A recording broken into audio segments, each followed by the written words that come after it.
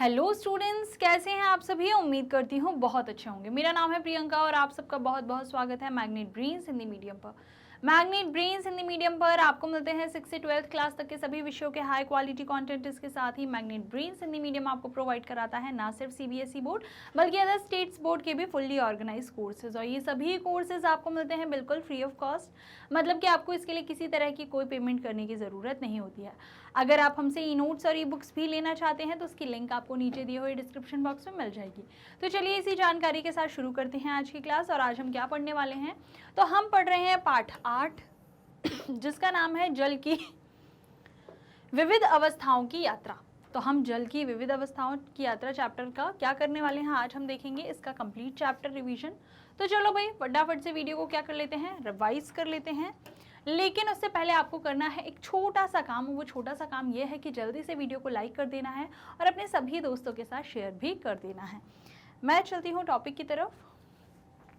तो हमारा पार्ट शुरू होता है पहले तिरुकुरल की एक लाइन के साथ, यदि पर्याप्त वर्षा नहीं होती तो विशाल समुद्र भी क्या हो जाएंगे, सूख जाएंगे। ठीक है, आगे देखते हैं।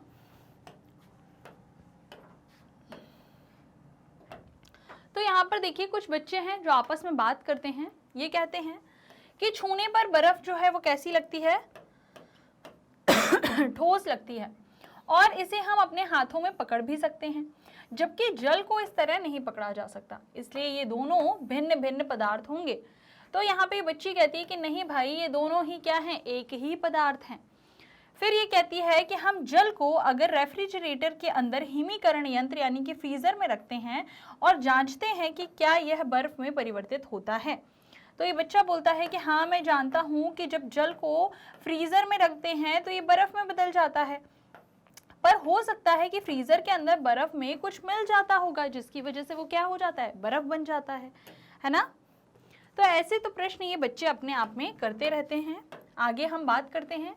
बर्फ और जल जो होते हैं वो क्या होते हैं, एक ही पदार्थ के दो रूप होते हैं, और इन रूपों को ही हम क्या कहते हैं, अवस्थाएं कहते हैं।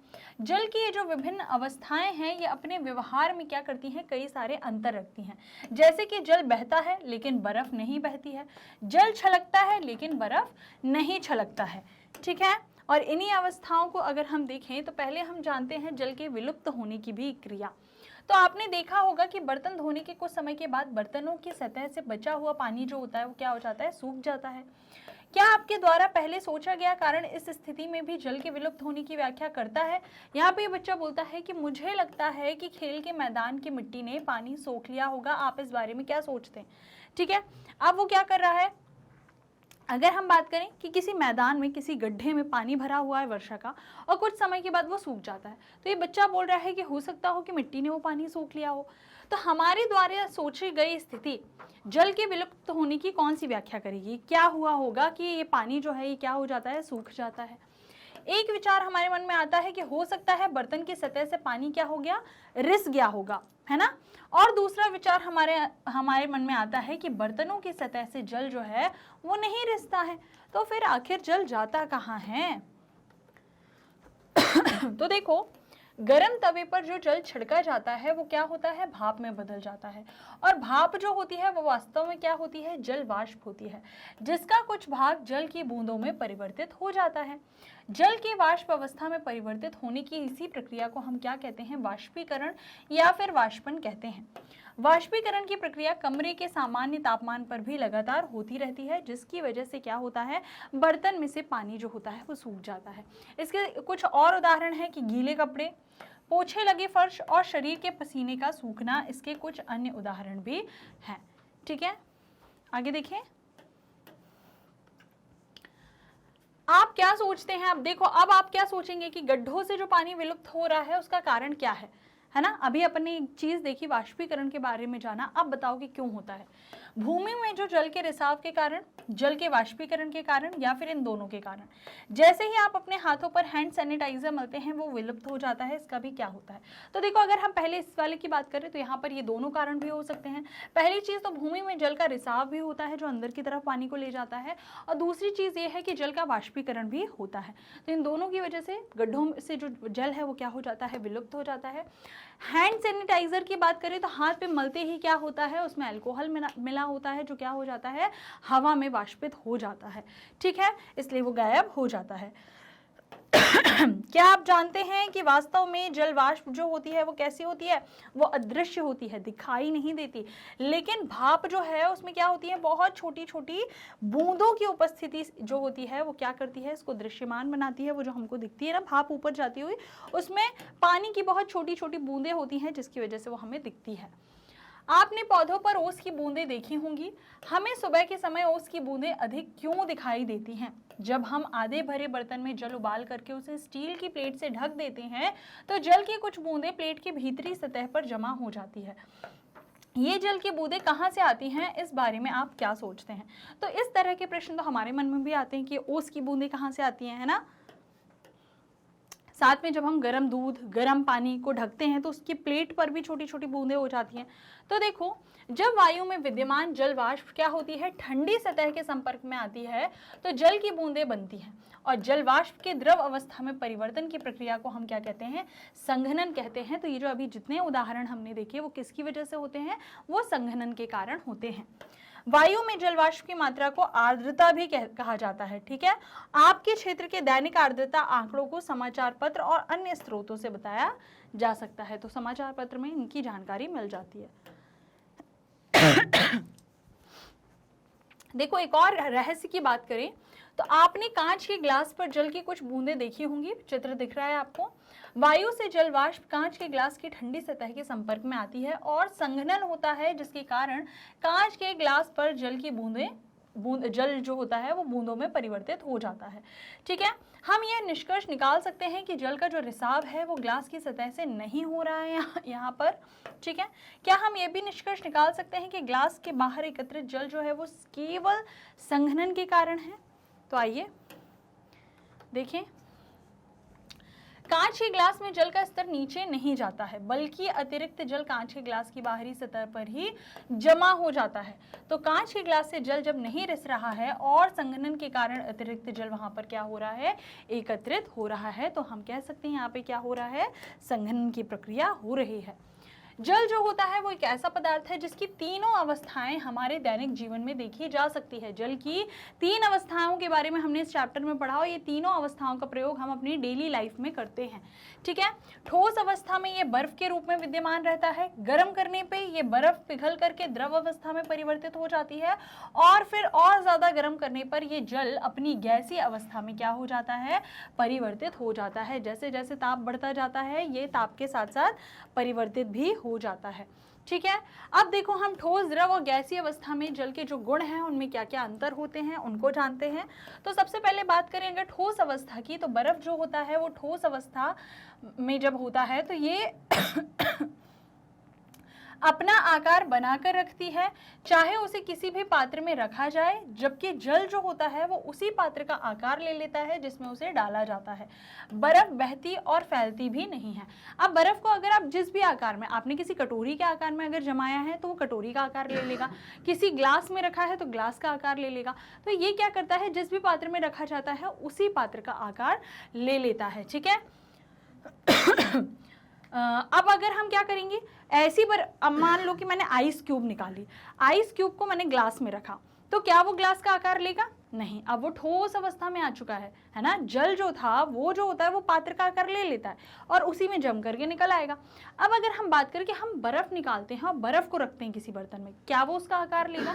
नहीं। तो जो ठोस अवस्था में वो किसी भी पात्र का आकार नहीं लेगा, जबकि जल जो होता है वो किसी भी पात्र में अपना आकार बदल लेता है। द्रव अवस्था की बात करें तो जल जो होता है ये बहता है और अपना आकार बदलता रहता है। जल का कोई भी निश्चित आकार नहीं होता, ये जिस पात्र में रखा जाता है उसी का आकार ले लेता है। लेकिन जल का जो आयतन होता है वो कैसा होता है? स्थिर होता है। क्या जल में भी फैलने का गुण होता है? तो हाँ भाई, जल में आयतन स्थिर रखते हुए फैलने का गुण भी होता है, ठीक है। आगे देखते हैं गैसीय अवस्था के बारे में। तो जो जलवाष्प होती है समस्त उपलब्ध स्थान में फैल जाने का गुण प्रदर्शित करती है। गैस जो होती हैं ये निश्चित आकार को धारण नहीं करती हैं, ये पूरी जगह फैली रहती हैं। इसके अलावा देखो जलवाष्प सामान्य ताप पर भी विद्यमान रहती है। यद्यपि ये हमारे लिए अदृश्य है, ये हमारे आसपास की जो वायु है उसमें भी विद्यमान होती है। कपड़े सुखाने या फिर फर्श पर पोछा लगाने जैसी, ये 2 बार हो चुका है ठीक है, तो कपड़ा सुखाने या फर्श पर पोछा लगाने जैसी गतिविधियों से वाष्पित होने वाला जो जल है वो हमारे चारों ओर की वायु के जल में वाष्प में योगदान देता है। ठीक है, ओके, चलो आगे देखें। क्या आपने कभी ध्यान दिया है कि आप रसोई घर में प्रवेश किए बिना भी खाना पकने की गंध को क्या कर लेते हो, अनुभव कर लेते हो। अरे भाई मम्मी हलवा बना रही हैं कि बहुत अच्छी सब्जी बना रही हैं, आपको कैसे बाहर दूसरे कमरे में बैठे बैठे पता चल जाता है। तो ये होता है कि हमारे किचन से जो स्मेल है वो हम तक आती जाती है ना।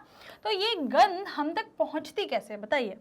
तो देखो ऐसा इसलिए है कि स्वादिष्ट खाना पकने की जो सुगंध होती है वो वायु के माध्यम से क्या होती है, फैलती है। अभी हमने देखा कि जलवाष्प जो होती है वो गैसीय अवस्था में होती है और गैसीय अवस्था में वो चारों तरफ फैल जाती है।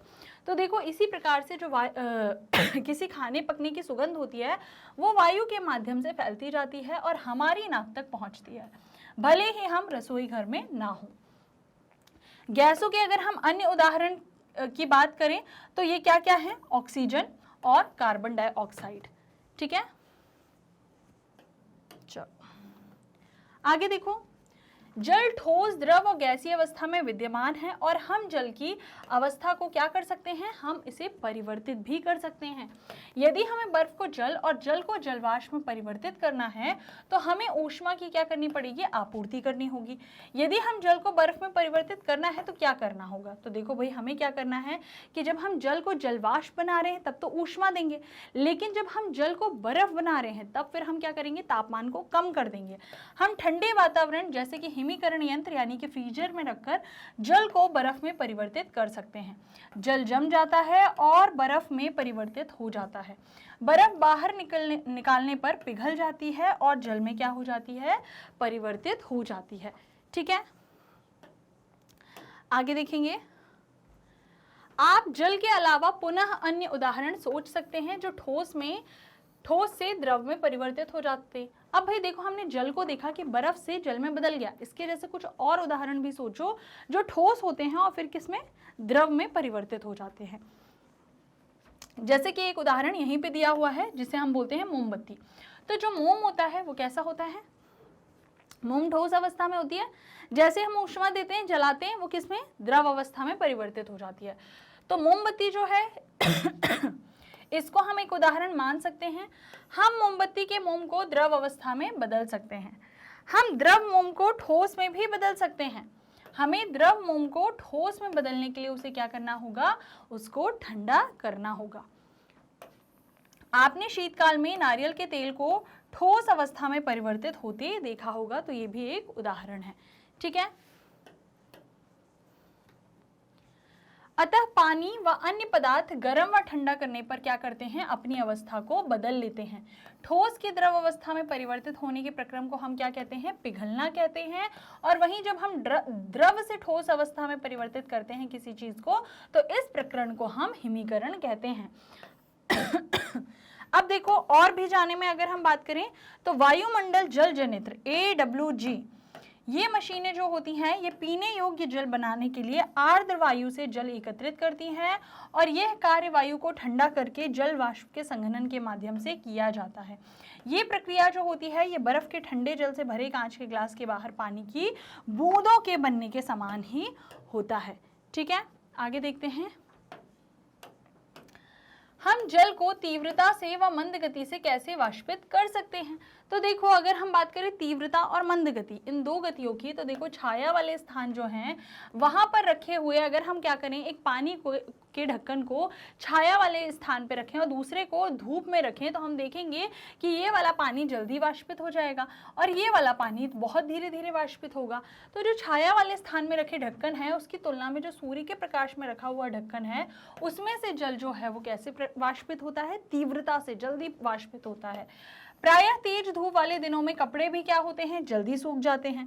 क्या तेज हवा वाले दिन कपड़े जल्दी सूखते हैं या धीमी गति से? तो तेज हवा वाले दिन भी कपड़े जल्दी सूखते हैं।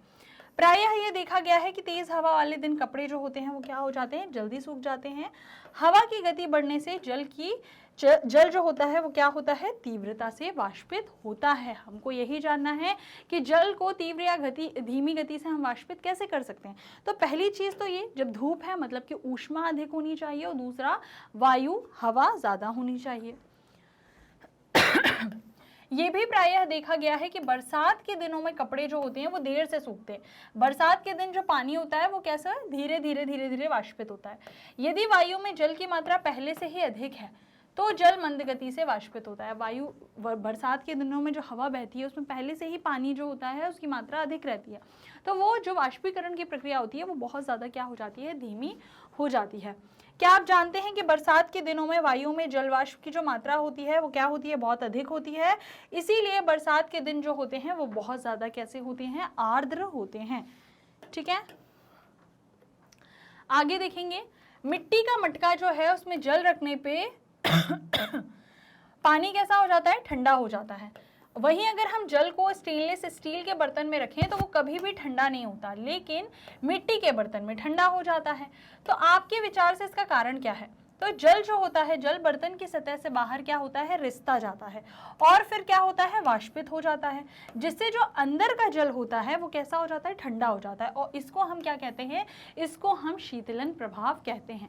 यहाँ पर देखो ये बच्ची कहती है कि अब मैं समझ सकती हूँ कि पंखे के नीचे बैठने से हमें ठंडक क्यों अनुभव होती है। पंखे की हवा जो होती है वो पसीने को क्या करती है, वाष्पित करती है और हमारे शरीर को कैसा, ठंडा महसूस करवाती है। तो आपको समझ आया ये किसकी वजह से होता है, शीतलन प्रभाव की वजह से होता है। ग्रीष्म काल में फर्श और छत को ठंडा करने के लिए उन पर जल का छिड़काव इसका एक और उदाहरण है। आप सभी इस अनोखे मिट्टी के पात्र से परिचित होंगे जिसको क्या कहा जाता है, सुराही कहा जाता है। ग्रीष्म काल में सुराही का उपयोग जल को क्या करने के लिए, ठंडा करने के लिए किया जाता था। आज भी जो मटके यूज किए जाते हैं मिट्टी के, वो पानी को ठंडा करने के लिए किए जाते हैं। संघनन जो है जल को पृथ्वी की सतह पर वापस लाने के प्रक्रम में एक महत्वपूर्ण भूमिका निभाता है। अब हम संघनन के बारे में अभी हमने थोड़ा सा जाना था, अब हम और अच्छे से जानते हैं, क्योंकि संघनन जो होता है वो क्या करता है, बादल बनाता है और फिर उससे वर्षा करवाता है। तो संघनन में क्या होता है, जो जल है वो क्या हुआ, संघनित हुआ और उसके बाद वापस से पानी के रूप में पृथ्वी पर आ जाता है। जैसे जैसे वायु धरती की सतह से ऊपर उठती है तो ये धीरे धीरे क्या होती जाती है, ठंडी होती जाती है और एक निश्चित ऊंचाई पर वायु जो होती है वो इतनी ज़्यादा ठंडी हो जाती है कि उसमें उपस्थित जितना जलवाष्प है वो छोटी छोटी जल की बूंदों में यानी कि जल कणिकाओं में परिवर्तित हो जाता है और ये आमतौर पर क्या होता है, धूल के कणों के आसपास ही बनती है। ठीक है, यहाँ पर आप देख रहे हैं जल चक्र का चित्र। ये जो छोटी छोटी जल कणिकाएं होती हैं ये वायु में क्या करती हैं, तैरती रहती हैं और बादल के रूप में दिखाई देती हैं। बहुत सी जल कणिकाएं जो हैं वो आपस में मिल करके जल की क्या करती हैं, बड़ी बड़ी बूंदें बना लेती हैं। इनमें से जो कुछ बूंदें होती हैं वो इतनी ज़्यादा भारी हो जाती हैं कि वो नीचे गिरने लगती हैं और इन गिरती हुई बूंदों को ही हम क्या कहते हैं, हम वर्षा कहते हैं।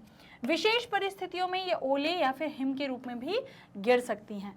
ठीक है, आगे जानते हैं कि क्या जल वाष्प युक्त वायु जो है वो वायुमंडल यानी कि पृथ्वी के आसपास हवा की जो है पतली परत इसमें ऊपर क्यों जाती है। तो जैसा कि हम जानते हैं कि हल्की गैसें जो होती हैं उससे भरे हुए गुब्बारे वो वायु में क्या होते हैं, ऊपर की तरफ उठते हैं। तो इसी तरह से जो जलवाष्प होती है वो भी वायु से कैसी होती है, बहुत ज़्यादा हल्की होती है, जिसके कारण ये क्या करती है, ऊपर की तरफ उठती है। ठीक है, अब देखो क्या होता है इसके बाद, जल जो है वो महासागर और पृथ्वी की सतह से जलवाष्प के रूप में वाष्पित होकर के वायु में जाता है और वर्षा, ओले तथा हिम के रूप में वापस लौट करके आ जाता है और अंत में बह करके फिर से महासागर में चला जाता है। और जल के इस प्रकार के पूरे चक्रण को ही हम क्या कहते हैं, जल चक्र कहते हैं। पहले क्या हुआ, पहले ये जो बड़े बड़े स्रोत हैं यहाँ से पानी वाष्पित होके जाता है, संघनन की प्रक्रिया होती है, बादल बनते हैं, फिर वो बादल से बारिश होती है और फिर बारिश के साथ साथ हिम, ओले, ये सारी चीज़ें होती हैं और फिर से वापस से वो कहाँ चला जाता है, वो पूरा पानी फिर से वो नदी तालाबों इनमें जाता है और वहाँ से ये वापस समुद्र में पहुँच जाता है और फिर से समुद्र से वाष्पित होता है। तो मतलब ये पूरा एक तरह से चक्र बन जाता है और ये चक्र बार बार चलता रहता है, जिसको हम क्या कहते हैं, जल चक्र कहते हैं। पृथ्वी पर उपलब्ध जल का केवल एक छोटा सा भाग जो होता है वही पौधे, जानवर व मनुष्यों के उपयोग के योग्य है, मतलब कि समुद्र का पानी हमारे लिए योग्य नहीं है। अधिकांश जल जो है वो महासागरों में है और इसका उपयोग सीधे तौर पर हम नहीं कर सकते हैं। ठीक है, हम जल का उपयोग किसमें, पीने के साथ साथ अन्य कई गतिविधियों के लिए भी करते हैं। बढ़ती जनसंख्या के साथ साथ जल का उपयोग करने वाले लोगों की संख्या भी क्या होती जा रही है, बढ़ती ही चली जा रही है। और जल की ये जो बढ़ती मांग है इसके कारण विश्व के कई भागों में जल की क्या हो रही है, धीरे धीरे कमी हो रही है। अतः ये बहुत आवश्यक है कि हम सभी जल का क्या करें, बुद्धिमानी से उपयोग करें और इसको व्यर्थ होने से बचाएं। हम अपने जलाशयों को प्रदूषण से भी क्या रख सकते हैं, मुक्त रखें। ठीक है, तो ये सारी गतिविधियां हैं जो हमको करनी है जल को बचाने के लिए। और ठीक है, इसी के साथ जो हमारा चैप्टर का कंप्लीट चैप्टर रिवीजन था ये क्या हो जाता है, यहाँ पर कंप्लीट हो जाता है। हमने चैप्टर को बहुत अच्छे से पढ़ लिया है और समझ लिया है, मतलब कि रिवाइज कर लिया है। ठीक है, अब हम अपना नेक्स्ट टॉपिक जो है उसे देखेंगे अपने आने वाले नेक्स्ट वीडियो में। तो आगे आने वाले सभी वीडियोस के लिए इसी तरह के और अच्छे वीडियो देखने के लिए जुड़े रहिए मैग्नेट ब्रेन्स के यूट्यूब चैनल, वेबसाइट और एप्लीकेशन के साथ। मैग्नेट ब्रेन्स इंडिया का number 100% free online education platform. अगर आप हमसे ई नोट्स और ई बुक्स भी लेना चाहते हैं तो उसकी लिंक आपको नीचे दिए हुए डिस्क्रिप्शन बॉक्स में मिल जाएगी। इसी के साथ हमारे पास है आपके लिए कई सारे टॉप कोर्सेज जो कि यहाँ स्क्रीन पर आपको दिखाई दे रहे हैं, और ये सभी टॉप कोर्सेज आपको मिलते हैं हाई क्वालिटी एजुकेशन के साथ, इंग्लिश और हिंदी दोनों ही मीडियम में। साथ ही इन कोर्सेज के लिए आपको किसी तरह का कोई पेमेंट नहीं करना होता, क्योंकि सभी टॉप कोर्सेज आपको प्रोवाइड कराए जाते हैं 100% फ्री ऑफ कॉस्ट। अगर आप हमसे अदर सोशल मीडिया प्लेटफॉर्म पर भी जुड़ना चाहते हैं तो आप हमें फॉलो कर सकते हैं फेसबुक पर, इंस्टाग्राम पर, ट्विटर पर, व्हाट्सएप पर भी। तो अगर आपको आज का वीडियो अच्छा लगा हो तो वीडियो को लाइक करिए, दोस्तों को शेयर करिए और चैनल को सब्सक्राइब करना ना भूलें। मिलते हैं नेक्स्ट टॉपिक के साथ, तब तक के लिए बाय बाय।